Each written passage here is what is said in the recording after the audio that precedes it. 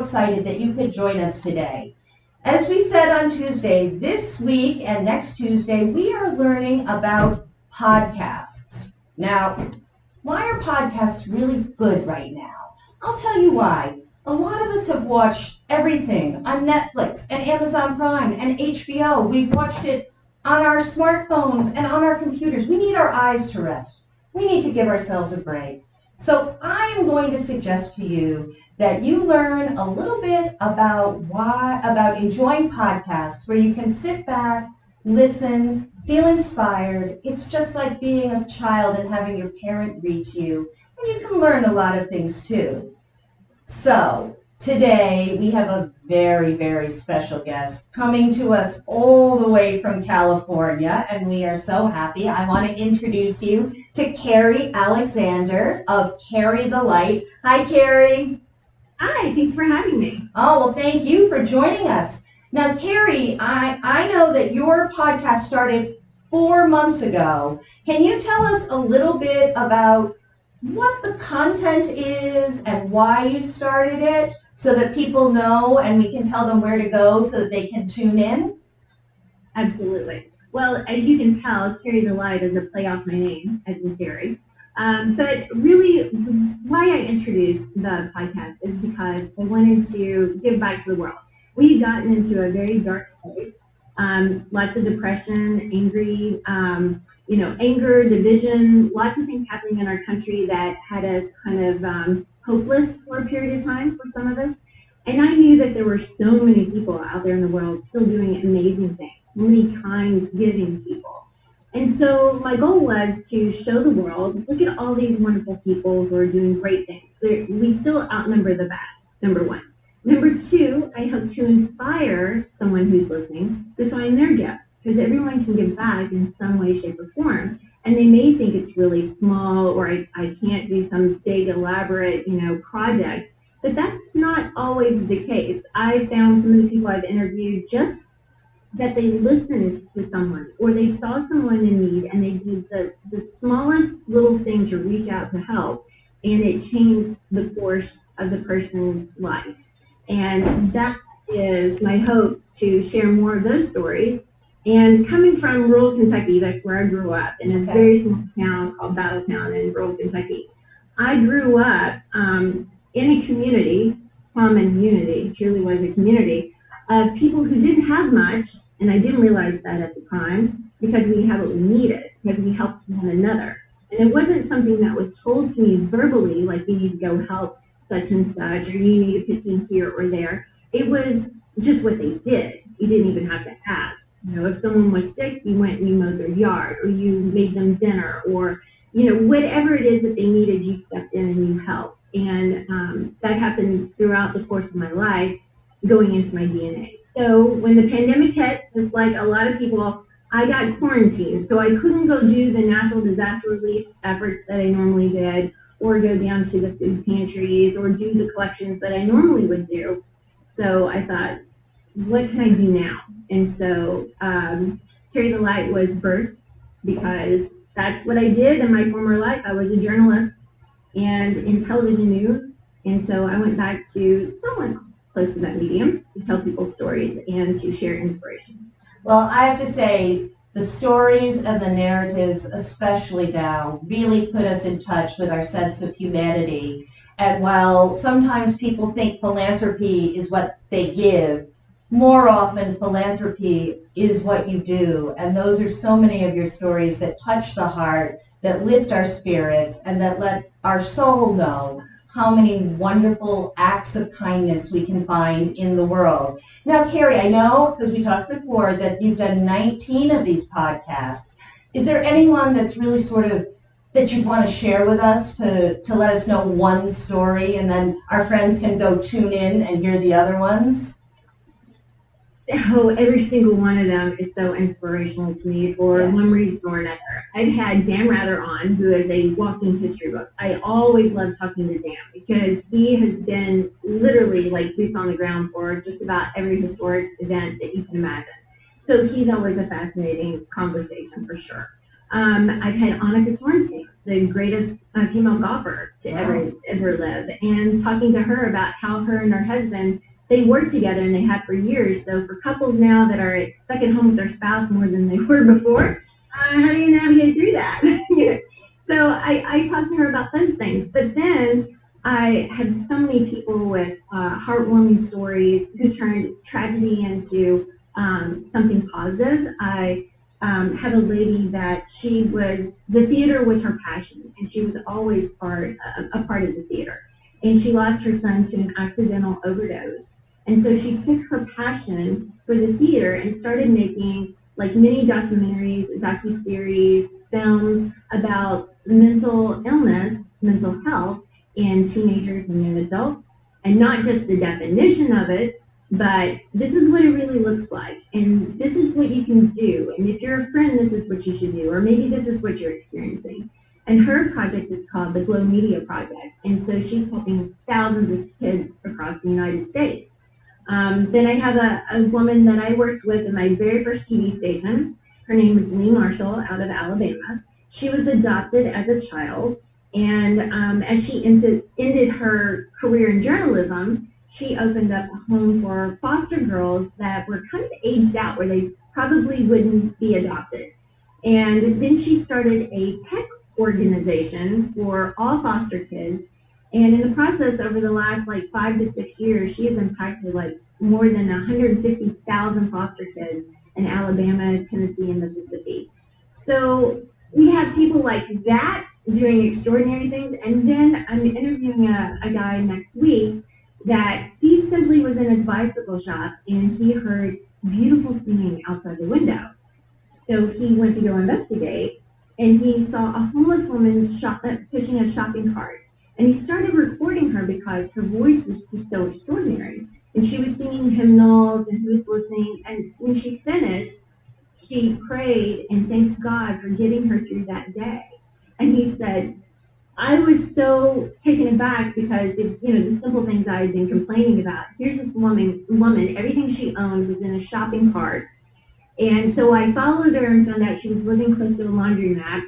And he started a conversation with her, got to know her. She is suffering from dementia. She's in her 70s. He got her to a hospital, started a GoFundMe account, and now he's raising enough money where they believe they're going to be able to put her into an assisted living facility, which she needs that care. So just by a person taking the time to walk outside and have a conversation, he has changed her future from living on the streets to having a home. That is amazing. Sometimes when you are a hero who helps others, you really become a true superhero. I can't wait to tune in and hear your podcast. Now, you are so accomplished, Kari. You have been a newscaster, but I know you are also a writer. You are an artist, which is near and dear to our heart here at the Marco Island Center for the Arts. With all that you do and all of these accomplishments, who or what has really been an inspiration for you? Who or what do you say, yeah, thank you, this took me from here to here, and something or someone you would want to thank?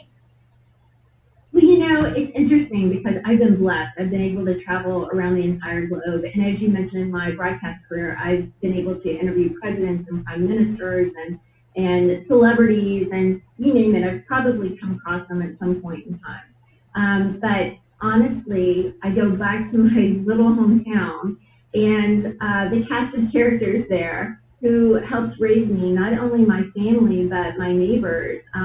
They were so full of wisdom. I like to say my kids are exposed to so much more intellectual things at a young age. But I grew up with people with so much wisdom. And not only did they understand what success in life means, and that is not defined by money or awards or how far you rise in your career, but it is the relationships that you foster, the experiences you have, the people you have in your life. That is true success, and that's what really gives you happiness. I learned from them the importance of spirituality and my faith. I learned the importance of helping other people.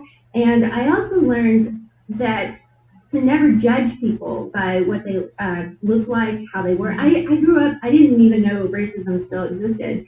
But there were also people, like there was a man when I was growing up who honestly, he didn't have a face. From his eyes down, he had had a shotgun that went off and destroyed his face. And so he only had a hole in his neck with 4 soda pops down.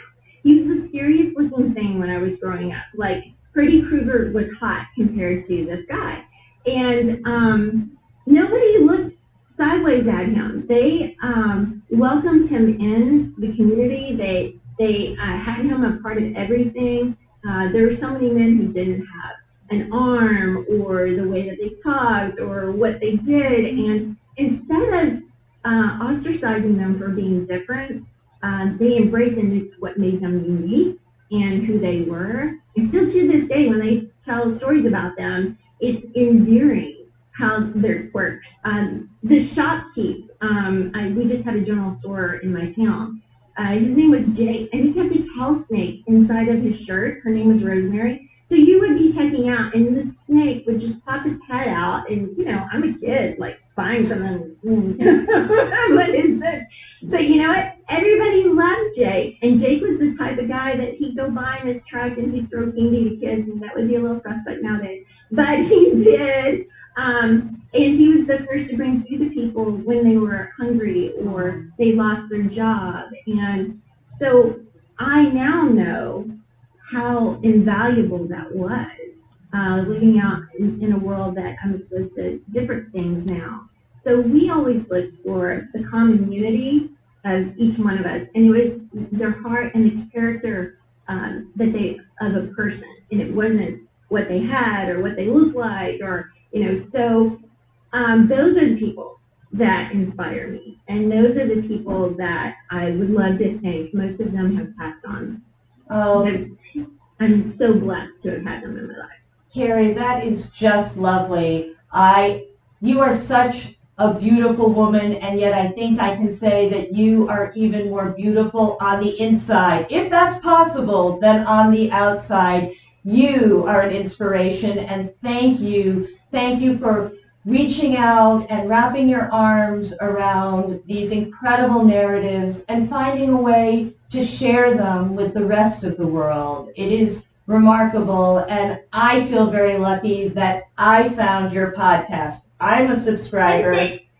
And I was so happy that you subscribed, because I need a lot of subscribers, honestly. But on that note, when you're asking people, which I'm asking if you don't, please follow me and subscribe to my podcast. But we have an award called the Illuminator Award. And that is for the people in your life that you see that are doing something to give back, to lighten up somebody's day. So you can go to my website at carrythelight.com and nominate someone, and I will donate $1,000 to the charity with Voice. And I would love to have them on my podcast and hear their stories. So I didn't want to forget to include that, because I want more and more stories of people doing heroic things. Oh, okay. That might inspire us here at the Marco Island Center for the Arts as a non-for-profit. But yes, everybody, we will be putting Kari's website and contact so that you can go on, learn more about her, listen to her podcasts, and we have also done a tutorial. So if you're not familiar with podcasts, how you access them, how you find the ones you want, we've got that on our YouTube, and we also have a written document that you can use. Kari, this has been such a treat. You have just lifted my spirits for the day and inspired me to go out there and help somebody and find a way that I can be a hero to somebody who needs it. So thank you. To my Art Center friends and family, please go on Kari's site, subscribe. You'll be glad that you did. So what's coming up here at the Marco Island Center for the Arts? Well, this Saturday, out in the circle in front of the courtyard, is our chalk art event. It is for the young at heart, whether you are 5 or 95. There is no cost. It is very informal. We are outside, socially distanced. So please, I know everybody's been inside. I know people are looking for things to do. We'll have hand sanitizer there. The chalk will be out. We will divide it up and only give people a couple of pieces. You'll probably be able to take your chalk home with you since you won't touch it afterwards. Come on down, create a work of art, be inspired, and we look forward to seeing you. Last but not least, There's still a few more days. The Marco Island Center for the Arts Gala 2021, Fly Me to the Moon and Let Me Play Among the Arts, takes place January 30th, 2021, here at the Marco Island Center for the Arts. There are still a few tickets available, so if you want to join in the fun, give us a call at 239-394-4221 or go to the website at www.marcoislandart.org. Because what? You are our art family, and we want you to come here. Kari, I want to thank you again. We will be following you, and I look forward to all of the miraculous things that you are going to do in all the areas in which you are creative and an artist. You truly have taken the art of conversation and brought it to a new level. So we thank you for sharing it with us. Thank you. Thank you for having me. My friends, remember, whether you're here with us on Marco Island and not going out, or whether you're someplace and haven't come back to Florida, we are thinking of you. And Marco Island Center for the Arts is always what? Your art home. Goodbye, everybody.